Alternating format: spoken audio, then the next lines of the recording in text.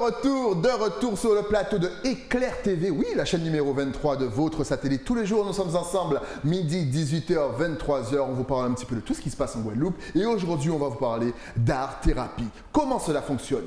À qui tout cela s'adresse? Pour en parler, je reçois une de mes futures chroniqueuses. Oui, vous l'avez déjà vu, elle est venue vous parler du deuil. Là, elle revient vous parler de son métier d'art-thérapeute.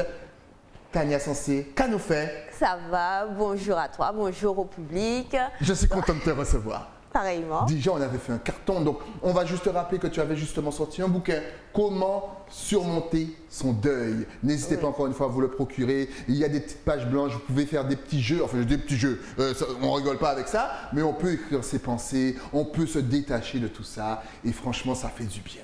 Aujourd'hui, tu es venu parler donc de l'art-thérapie. Oui. Alors, en quoi consiste l'art-thérapie? Alors, l'art-thérapie, c'est une méthode pour pouvoir permettre aux personnes de dépasser des situations difficiles de la vie.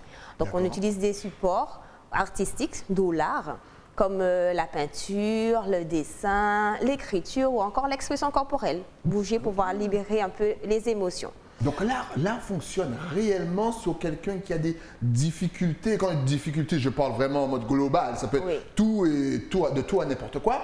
Mais l'art, comment ça fonctionne en fait? Alors en fait, ça permet à la personne de pouvoir se concentrer sur autre chose que le problème en lui-même. Donc quand la personne, par exemple, va dessiner, elle va s'évader et pouvoir se libérer en fait de la souffrance, mais c'est en conscience quelque part que la personne va se libérer de cette émotion négative. Comme je disais la dernière fois, quand ce sont des émotions qui sont trop fortes, trop lourdes, à la fin de la séance, je propose à la personne de détruire cette réalisation. Donc, on passe par le moment négatif de la chose, donc du travail qu'on va réaliser. On va le déchirer, le brûler aussi. Au niveau symbolique, pouvoir se libérer de cette pesanteur, de cette lourdeur par rapport à l'émotion liée à la situation qui était passée.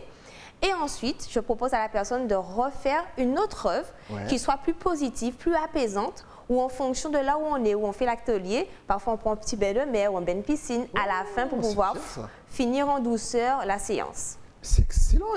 Et sous le plan psychologique, est-ce que justement le fait de brûler, de voir le négatif partir en fumée, est-ce que vraiment ça cause un déclic chez la personne? Exactement. Donc tu sens le changement, tu vois le changement? Et même comment on fait l'atelier, c'est vrai que j'interagis aussi avec la personne que j'ai en face et je lui demande ce qu'elle ressent pour toujours calibrer un petit peu comment son état émotionnel se passe pendant la séance. Puisque parfois ça peut arriver que pendant une séance, je vois que la personne, elle peut devenir plus triste ou il y a des émotions fortes qui reviennent. Donc du coup, je reprends, je recalibre avec elle. Donc les paroles, les mots, comme on dit, de mettre des mots sur les mots MAUX pour pouvoir accompagner la personne à pouvoir se libérer en douceur de ce problème qu'elle peut avoir. C'est quelque chose qu'on peut essayer chez soi, c'est-à-dire dessiner, faire un petit dessin de ce qui ne nous rend pas bien forcément et de mettre dans une corbeille et y mettre le feu. Déchirer. Oui, on ne va pas mettre le feu parce qu'il n'y a pas d'eau actuellement. Donc ça serait bête de commencer un incendie sur du négatif en plus. Exact. Donc déchirer plutôt, déchirer. Pour l'instant déchirer ou sinon vous allez à la mer et puis dès que vous êtes près de l'eau, vous jetez. Voilà. C'est excellent. Et souvent, quelles sont les couleurs utilisées? C'est-à-dire que logiquement, là, tu me réponds, le noir et le gris. Mais est-ce que souvent, est-ce que dans le négatif, on peut utiliser des couleurs vives? Oui, puisqu'en fait, chaque personne a sa couleur préférée. Il y a des personnes qui aiment le noir. Donc, ça ne représente pas forcément ni le deuil, ni la souffrance. Parce que c'est une couleur où la personne se sent à l'aise, elle se sent bien. Voilà. Donc, du coup, il y a certaines personnes qui peuvent trouver le jaune ou le vert comme des couleurs qui soient agressives pour elles. Et du coup, c'est ces couleurs-là qu'elles choisissent. Donc, c'est ça qu'il y a. Chacun fait librement, en fait, court en fait, à son émotionnel, à sa projection sur la couleur. Donc, il n'y a pas vraiment de règles. C'est surtout après les mots qui vont être posés dessus. Donc, comme tu me demandais tout à l'heure par rapport au fait de pouvoir dessiner et d'écrire, c'est vrai que c'est un très très bon outil pour les tout petits parce qu'ils ne savent pas forcément parler, mais ils dessinent ou ils gribouillent et beaucoup de choses. Et en fait, pour le parent, ce serait après demander à l'enfant d'interpréter sa belle réalisation. Parce que tout ce qu'on fait est beau, tout ce qu'on fait est magnifique, c'est pouvoir interpréter après avec l'enfant. Ah, mais tu as voulu faire quoi? Ça veut dire quoi pour toi? Donc, vas-y, explique-moi et ne pas être dans du jugement pour ne pas braquer l'autre. Donc, ça, c'est surtout important de pouvoir laisser l'autre s'exprimer librement sur ce qu'elle a réalisé. Et voilà, donc il n'y a pas besoin non plus d'être un artiste pour faire de l'art-thérapie, pas du tout, parce que c'est vraiment libre, coordonné, tranquille. Excellent. Alors justement, tu l'as très bien dit, je pense que tu travailles beaucoup avec les enfants pour le moment. Qu'est-ce qui revient le plus? Quels sont les mots de nos enfants, justement? MAUX. Alors, il y a pas mal de mots qui peuvent venir par rapport à leur passé, leur histoire, parce qu'il y a parfois des enfants qui ont subi des troubles, des agressions, des humiliations. Donc, il faut en fait pouvoir renforcer la confiance en soi. Donc, c'est vrai que je travaille parfois avec des petits groupes de jeunes avec lesquels on travaille sur l'estime de soi, la confiance en soi. Et après, différemment, sur aussi les préparations examens, sur la concentration aussi.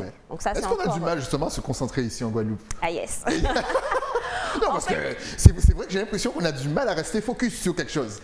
Ça, c'est quelque chose que je constate beaucoup avec les enfants parce que c'est vrai que je pense que peut-être que l'outil informatique aussi y est pour quelque chose parce que les enfants ont beaucoup de difficultés à se concentrer, à rester centrés, à aller au bout.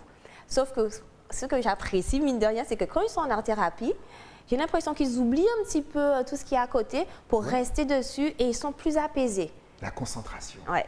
Oh, c'est excellent ça. En tout cas, vous pouvez essayer encore une fois chez vous. Faites dessiner à votre gamin, s'il court un petit peu partout, que vous le trouvez un petit peu patraque, testez, on ne sait jamais, peut-être que ça va fonctionner. Alors, tu fais aussi donc des ateliers dessin, des ateliers écriture et expression corporelle. Passons à l'expression corporelle. C'est quoi? C'est de la danse, c'est du théâtre, c'est du fais un petit peu ce que tu veux, le foufou avec ton corps. Comment ça se passe? Moi, ça m'intéresse. Alors, le fais un petit peu avec ton corps, je fais ça surtout avec les petits. Parce que... Je vais dans la classe des petits alors. Ils aiment beaucoup pouvoir se dépenser. Et c'est beaucoup un peu de l'usage du théâtre. C'est vrai que j'en ai fait dans mon enfance, où en fait, c'est permettre à la personne de pouvoir lâcher les émotions. Et quelque chose que j'ai fait avec un groupe d'enfants, et c'était assez particulier, c'est travailler sur les émotions. Donc, que les enfants puissent identifier les différents types d'émotions qu'on a. Parce qu'en fait, ils arrivent parfois à confondre des faciès. Par exemple, je demande à un enfant de me dire, vas-y, dis-moi comment tu es triste. T'es sûr que tu me montres que t'es triste? T'es sûr que c'est ça? Tous les enfants, c'est un golo comme t'es. Donc, du coup... Ils ont du mal à différencier. Exact. Alors, je sais qu'à ce niveau-là, du coup, je travaille avec eux sur l'expression corporelle et de ce qu'ils peuvent renvoyer. C'est-à-dire que s'ils sourient, je dis, mais comment tu veux que l'autre qui est en face de toi comprenne que tu es triste, comprenne que tu es en colère, comprenne que tu as peur? Donc, c'est arriver à pouvoir décoder et du coup, on fait un peu de travail là-dessus pour pouvoir montrer et donc on dit être en accord avec l'expression que l'on a, ce qu'on ressent vraiment, être en congruence. Mais c'est excellent ce que tu me dis parce qu'au final, est-ce que nous ici, en Guadeloupe, on n'a pas eu un problème tous dès petits avec justement la façon d'exprimer nos émotions? Est-ce que finalement, on ne faisait pas comme les enfants que tu as, c'est-à-dire montre-moi que tu es triste et on sourit?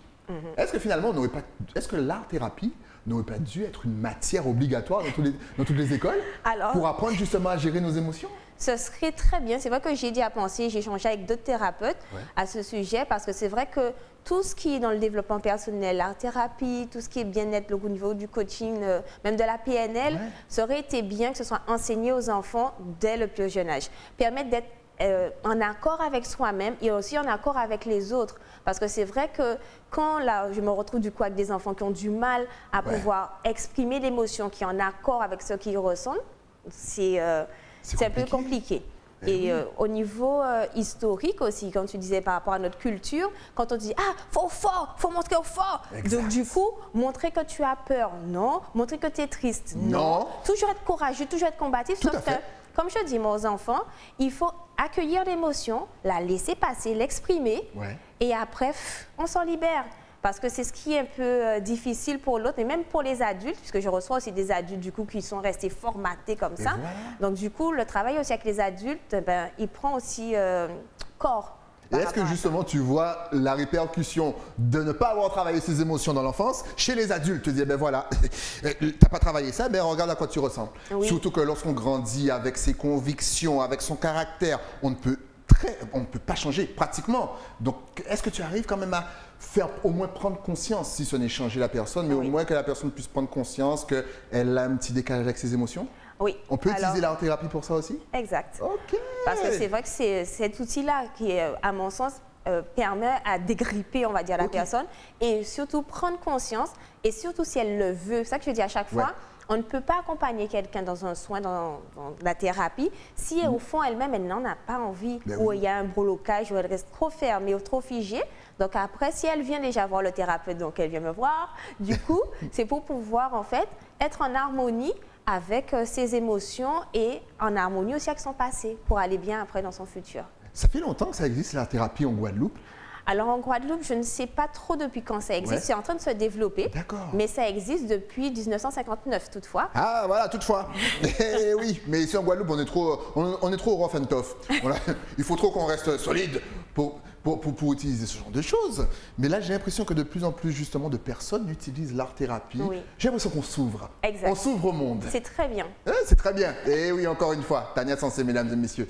Alors, on a parlé donc du dessin, de l'écriture, de l'expression corporelle. Est-ce qu'il y a une autre branche justement à l'art-thérapie? La peinture aussi. La peinture aussi. La peinture aussi, c'est un bel outil. C'est vrai que j'aime beaucoup faire dans le lâcher de peinture. Ouais. Donc, j'aime beaucoup la peinture. C'est vrai qu'on fait aussi... Là aussi, on n'a pas besoin d'être peintre? Non, pas du tout. Pas du tout. Parce qu'il y a des gens qui me disent « je ne sais pas dessiner, je ne sais pas peindre ». C'est pas grave. C'est pas grave, on peut même peindre avec les doigts, les pieds, ça arrive. Oui, c'est bien ça avec les doigts et les pieds. En plus, c'est mieux, vous vous sentez plus libre. Toute la peinture dégouline sous vos doigts. Voilà. C'est excellent. Allez voir Tania. Et en règle générale, voilà, ça dure combien de temps une séance avec toi? Est-ce que c'est une matinée? Est-ce que c'est 2 heures? Est-ce que c'est une fois par semaine? Est-ce que c'est tous les jours? Comment ça se passe? Alors, donc généralement, les ateliers durent entre 45 minutes à 1 heure. Parfois, je déborde en fonction de l'émotion, en fonction du travail qui a été réalisé pendant la séance, je m'adapte. Okay. Et on essaye de mettre en place sur une périodicité d'1 fois par semaine, pendant un temps entre 5 à 10 séances. Donc, ça dépend en fait du travail qu'on souhaite mettre en place. Si c'est un atelier ponctuel, donc là, c'est sur 2 heures. Donc, on fait un atelier, donc pendant 2 heures, le matériel est fourni, ils font leur réalisation. Je donne quand même...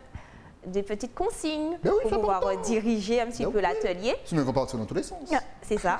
Donc, il y a parfois des petits thèmes que je mets en avant sur lesquels, du coup, la personne va pouvoir s'exprimer. Par exemple, sur l'émotion du jour, l'émotion du moment. Donc, on va dessiner en fonction de ça, ou ce sur quoi on veut atteindre. C'est excellent. Tu m'as donné envie de dessiner. Ce soir, dès que je rentre chez moi, je dessine. Je ne sais pas qu'est-ce que je vais dessiner, mais en tout cas, je vais dessiner et demain, je vous montre mon dessin. En tout cas, si on veut te suivre, si on veut travailler avec toi, n'importe qui peut venir te voir. C'est-à-dire que si un parent décide de... Voilà, il veut mettre son enfant chez toi. Est-ce que c'est possible? Ou est-ce qu'il faut prendre rendez-vous? Est-ce qu'il faut être dans une école spéciale? Comment ça se passe? Alors, donc, généralement, les personnes me contactent par téléphone ou encore par mail ou sur Facebook. Donc, ça tombe bien, tu vas te donner toutes tes adresses sur les réseaux sociaux. C'est parti, tu connais le principe. Ça s'affiche juste ici. Donc, je suis joignable sur le Facebook d'Arrêt Bien-être Sensé ou encore sur WhatsApp ou téléphone 499 429. Ou donc il y a le site internet arretbienêtre.com et sur Instagram Sensé Tania avec les petites raies du 8. Donc voilà, donc les personnes peuvent prendre contact avec moi. Il n'y a pas besoin d'être dans une école, non. Dès qu'il y a un besoin de bien-être, et parfois aussi, si on va bien, on peut aussi faire de l'art-thérapie pour justement montrer son bonheur. Ben oui, n'ayez pas peur de montrer votre bonheur. Eh oui, il y a trop de personnes ici, elles ne veulent pas voir votre bonheur. Montrez-leur votre bonheur. En tout cas, Tania, merci d'être venue nous parler de l'art-thérapie sur le plateau. Je t'attends pour parler, bien sûr, de la réussite aux examens, comment bien se préparer à un examen. Tania va revenir pour vous expliquer tout ça parce qu'il y a des jeunes qui passent le bac actuellement. En tout cas, merci à toi. Merci à toi. Et on se dit à très, très vite. Nous, on se retrouve aussi très très vite avec un nouvel invité. Mais ça, c'est après quoi? Après la pub. À tout de suite.